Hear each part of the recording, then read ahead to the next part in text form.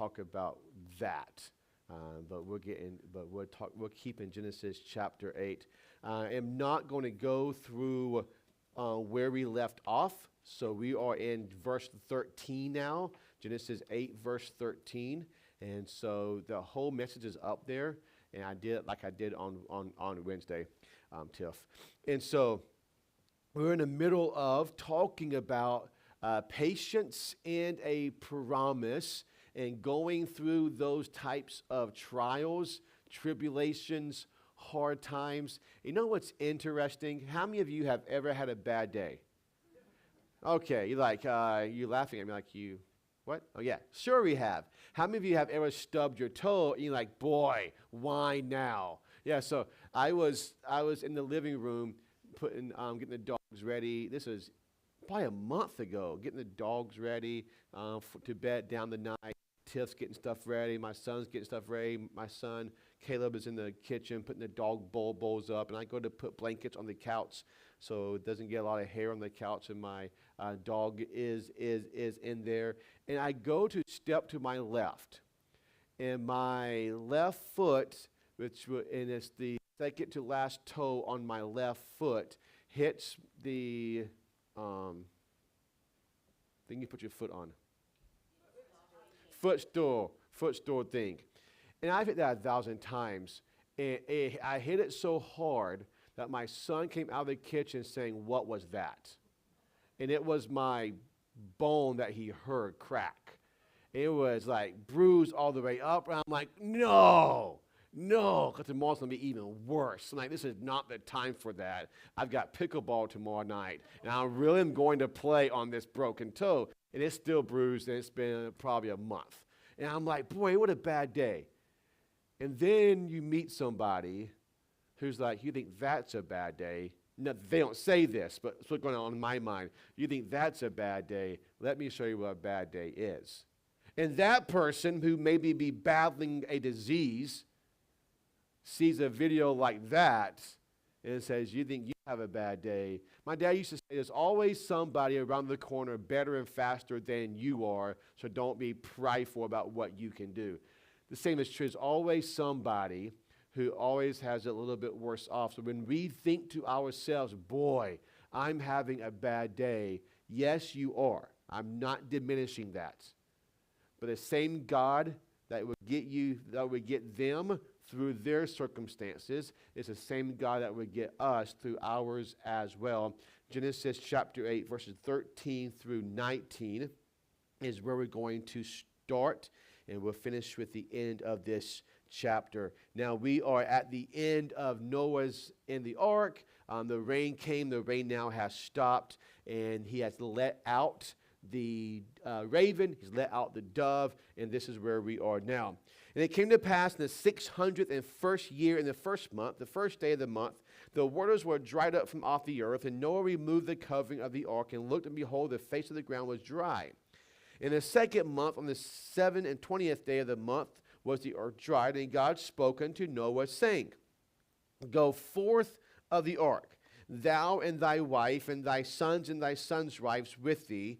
Bring forth with thee every living thing that is with thee of all flesh, both of fowl and of cattle, and of every creeping thing that creepeth upon the earth, and that they may breed abundantly in the earth, and be fruitful and multiply upon the earth. And Noah went forth, and his sons and his wife and his sons' wives with him, every beast, every creeping thing, and every fowl, and whatsoever creepeth upon the earth, and after their kinds went forth out of the ark. Now, let's paint a picture here. How many of you would say to yourself, I am not a big fan of change. I like things to be consistent, to stick with my plan. How many of you are like that? I don't like change. I'm like, I just don't like change. And people at my work know that. And all of a sudden, oh, no. But we have to be flexible. That's part of life. What was Noah accustomed to before he went on the ark? No water, no rain type of thing. He's preaching for years. He's building the ark for years. And now that was his norm. Now he comes in the ark. His life in the ark has now become his norm.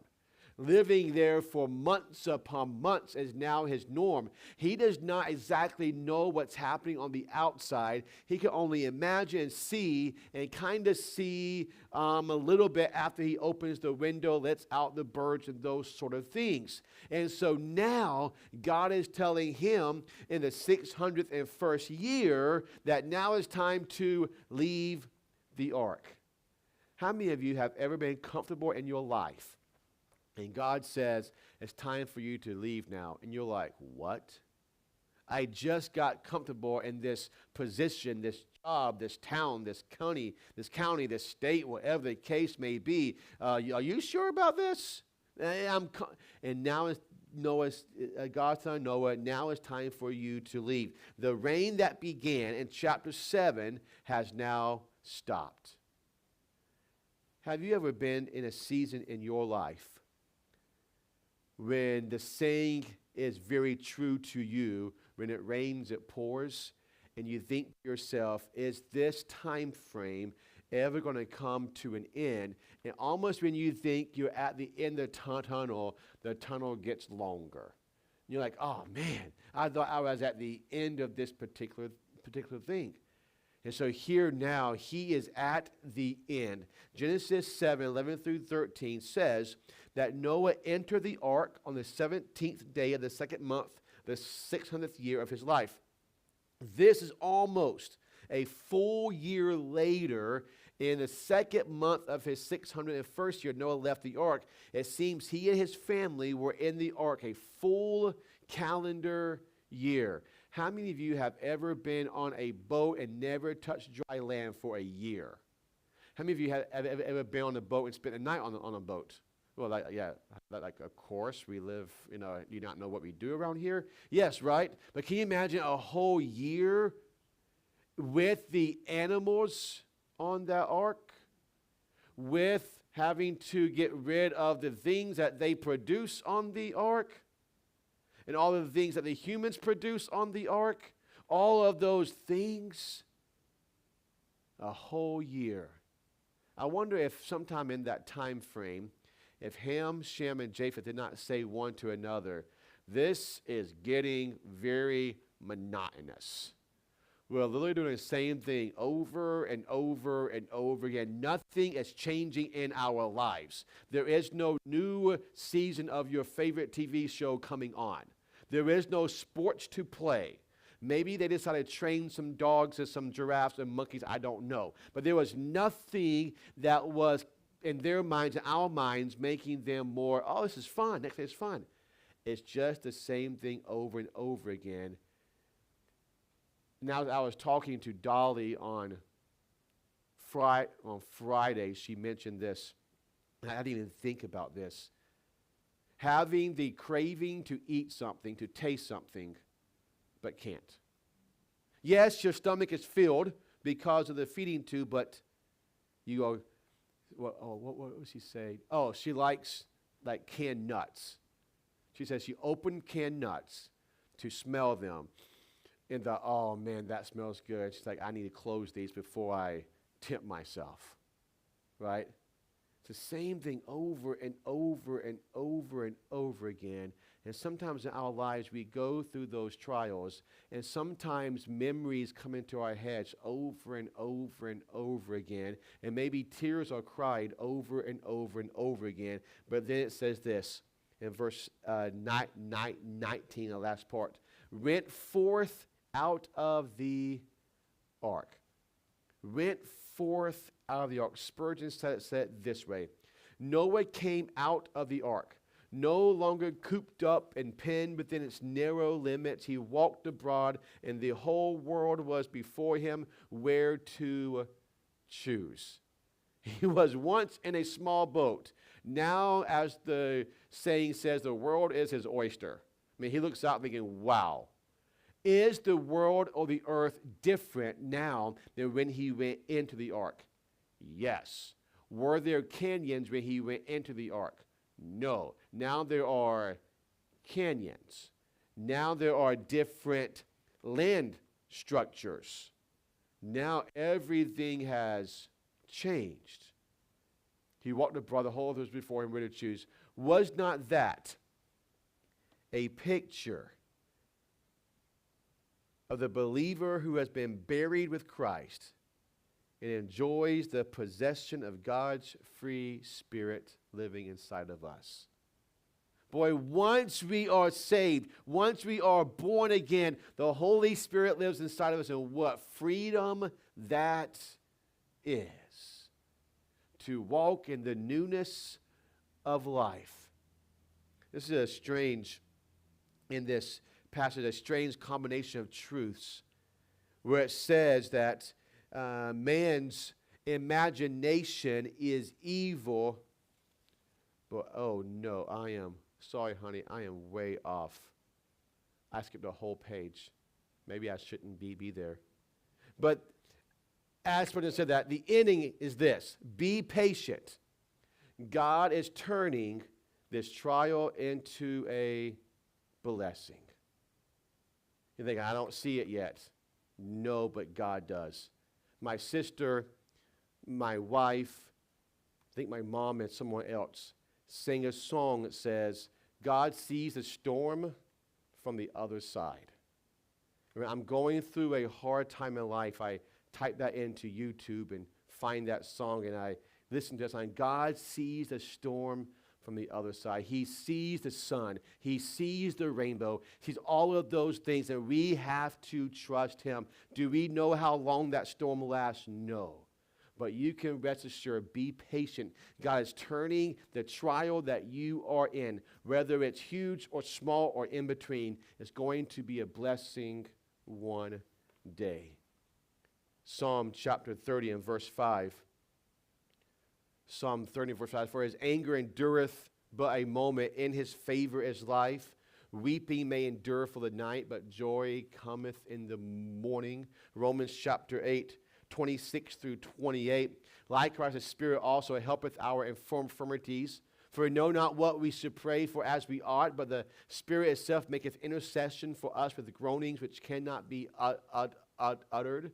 Verse 27. And he that searcheth the hearts knoweth what is the mind of the Spirit, because he maketh intercession for the saints according to the will of God. And we know that all things work together for good to them that love God, to them who are called according to his purpose. But I don't see the good.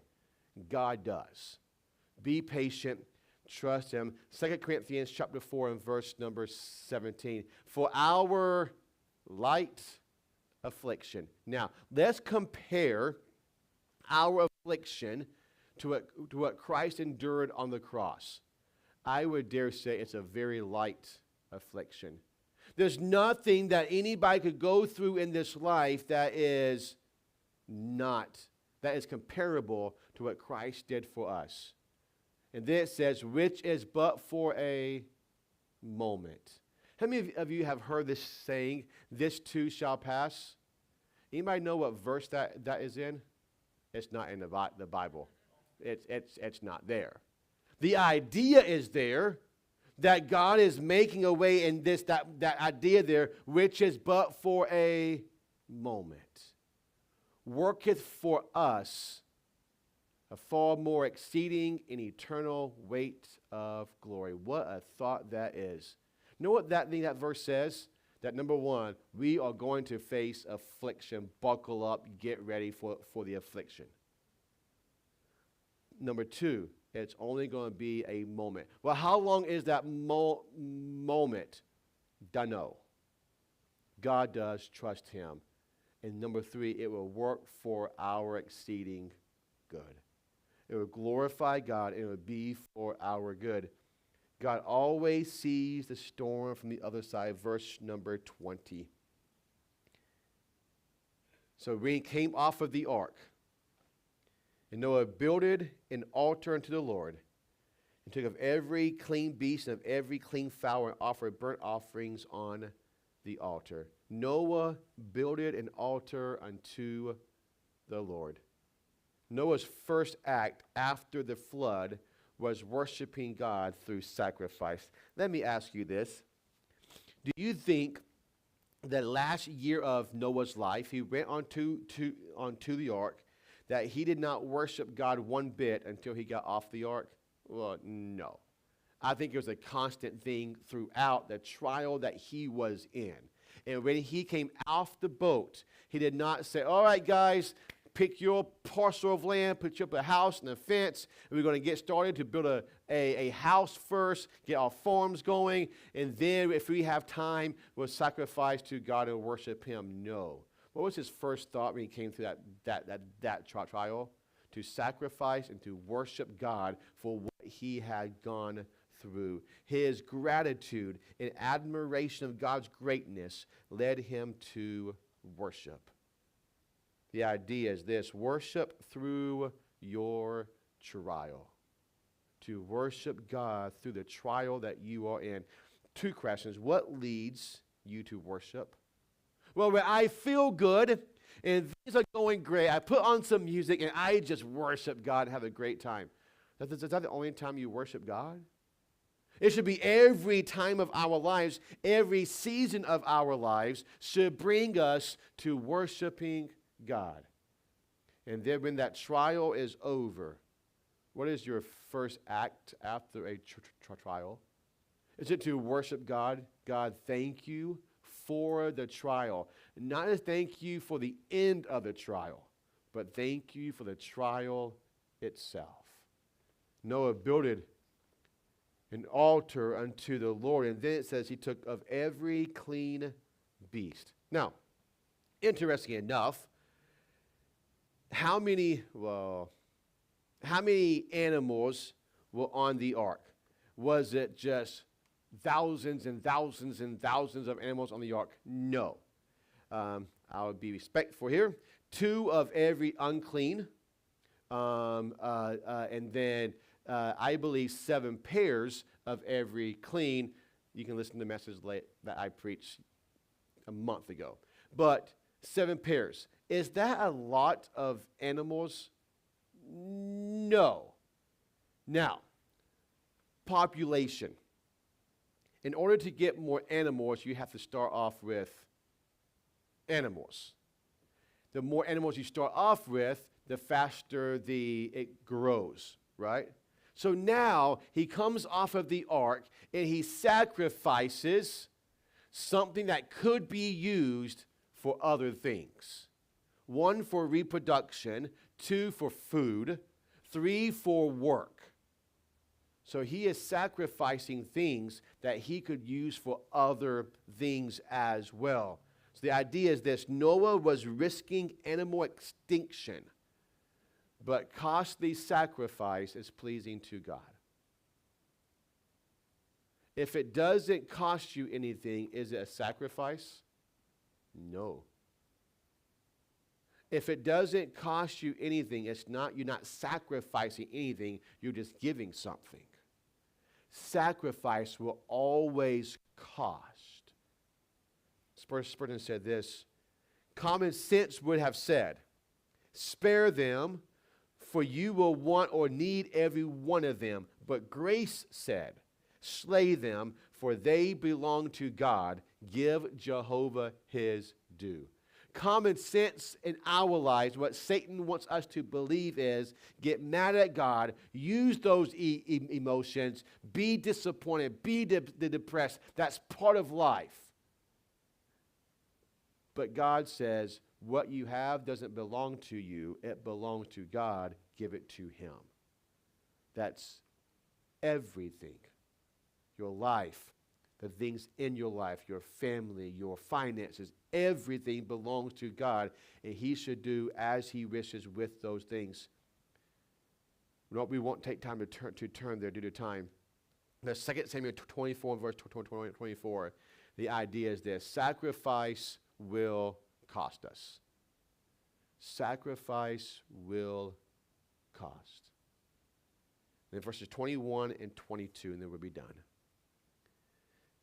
He built an altar. He had burnt offerings on the altar, and the Lord smelled a sweet savor. And the Lord said in his heart, I would not again curse the ground any more for man's sake, for the imagination of man's heart is evil from his youth.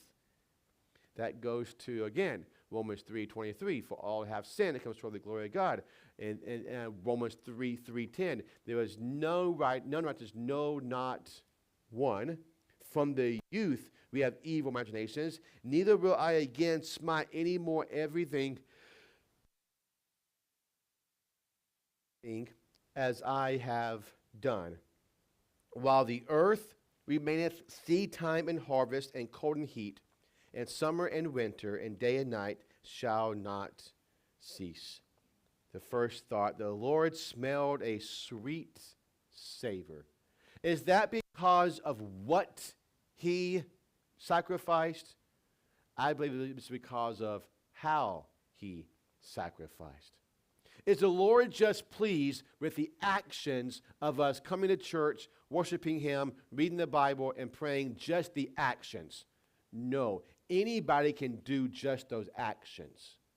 That's what David was saying in Psalm 51. He's saying, a contrite heart, O God, thou wilt not despise.